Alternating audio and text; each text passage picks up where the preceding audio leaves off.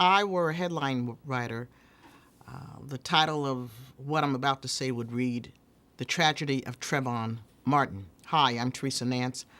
I haven't been before you in a bit to voice my anger or pleasure about a particular situation, but as we say in the church, or using the church vernacular, I thought it not robbery to come before you today in light of what has gone on in Sanford, Florida. And for those of you who may not have heard, I doubt by now if there is anyone who has not heard of this unless it's a newborn babe. Trayvon Martin, 17-year-old teenager who lived in Sanford, Florida, was walking along a thoroughfare, and according to published reports and according to what the dispatcher heard, someone called the dispatcher, or someone called someone who heard him say that he was being followed by a Caucasian person. Perhaps an altercation erupted. We don't know. All we know is that Trayvon Martin is dead. George Zimmerman is the alleged perpetrator. And according to Zimmerman, he did what he did because he felt that his life was in danger. And he apparently was pursuing Trayvon. I believe Brother Martin was near a gated community, and I guess Zimmerman allegedly felt that Trayvon did not belong there. We don't know the particulars. After all, Trayvon Martin is not here to tell us his side of the story, now is he?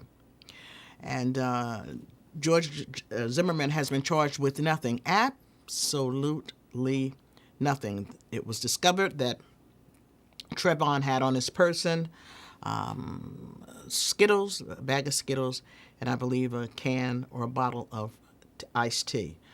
I guess we can throw the hidden weapon out of the window, and so we await some kind of information, some kind of disclosure, some kind of revelation from the Justice Department. The local police did not deem it necessary to hold Mr. Zimmerman, to charge him with anything. He was let go, and based on what I've heard, no one has seen him since. Well, I understand there are all kinds of protest movements going on, and I hope, as long as they're peaceful, that's exactly what people ought to do, to take it to the street peacefully, calmly.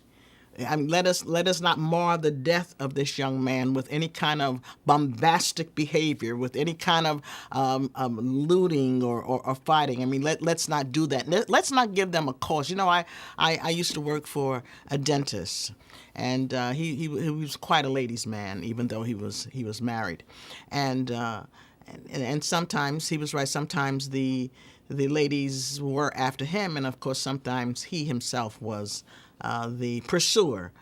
And when his wife caught wind of the fact that something might have been going on, he would say to her, "Listen, I'm not doing anything. They came up to me." And she would calmly say, "So-and-so, don't give them cause." So I'm saying all that to say, let's not give people cause. People who already dislike certain people, because of an accident of birth, sometimes your life can be placed in a very precarious situation, because none of us came here deciding we were going to be black, white, Asian, whatever. I thank God that he made me who I am. But it has been, I must tell you, it has been a rather difficult journey in America for people of color. I have been blessed, truly blessed, because I went to school with a number of Caucasian teenagers and children, and certainly got along wonderfully well with them. We did all kinds of things. Some of them are my friends to this day. And in fact, I had so many white friends that some of my black friends said I was not authentically black because I chose to see people, as Martin Luther King said, based on the content of their character as opposed to the color of their skin.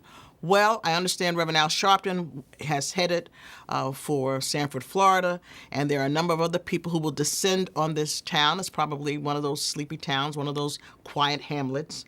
I just feel so absolutely helpless. You don't have to be a parent to empathize with Trayvon's mother and father.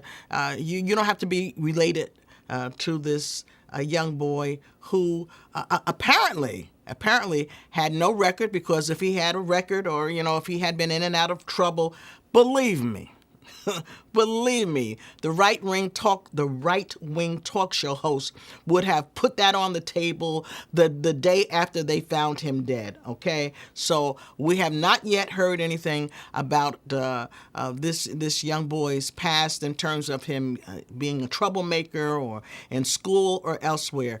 And so we yes, it's a tragedy. People will say, well, it wasn't murder, it's a tragedy. Okay, we're dealing with semantics. All I know is this kid is dead. For apparently, I don't know whether Mr. Zimmerman felt troubled because Trayvon was around in that area. I don't know if Trayvon allegedly said something intimidating to make Mr. Zimmerman feel uncomfortable. We don't know. We just have Mr. Zimmerman's story. You know what? And at this point, he himself is not talking. I would submit to you, ladies and gentlemen, that the African American community, especially the Church of Jesus Christ, and others of goodwill, because there are a number of people who are upset about this, not just black people, and that's a good thing. Sometimes, even in a tragedy, God uses a particular situation to bring the society together. I can only hope and pray that will happen this time, that there will not be any animosity toward any person from the larger community. I think that people of goodwill, of every ethnic stripe, need to come together and say, listen, if we want to live on this planet together, we really have to understand the fact that we've got to get along. Otherwise, we annihilate each other, and then there will be nothing left. And don't tell me about who's planning to go to live in space, because that is not yet a reality. So let us hold up and lift up the parents of Trayvon Martin and his friends and his relatives who mourn him and will mourn him for quite some time, as we ourselves will do. Let us trust and pray that justice will be done, that someone will say something that will give people hope, as opposed to saying, which is what I'm hearing now, oh, nothing's going to happen. Well, I don't know what should happen, but I know there ought to be an explanation about why a kid walks calmly and peacefully, supposedly, through an area, and suddenly we hear him, I believe we hear him crying out for help in a very, very frightening voice, a voice that says, I'm afraid. So if Mr. Zimmerman felt that his own life was in jeopardy, based on what we hear from the tapes, it doesn't sound as if he was the one who was placed in this precarious situation. So we have to wait. We have to trust that they, meaning the Justice Department, will leave no stone unturned. So, at the end of the day, when this case is closed, I don't know whether his parents will get any closure, but when the case itself is closed, we can be satisfied in our spirits that everything was done to at least give cynical people, give cynics and naysayers new hope in the judicial system because many people unfortunately believe that it is not fair. And I must concede that at times it has not been fair. I hope this is not such a time. And so as I sign off, I say to all of you, may the good Lord bless and keep you, whether near or far away. May the good Lord bless and keep you till we meet again. Amen.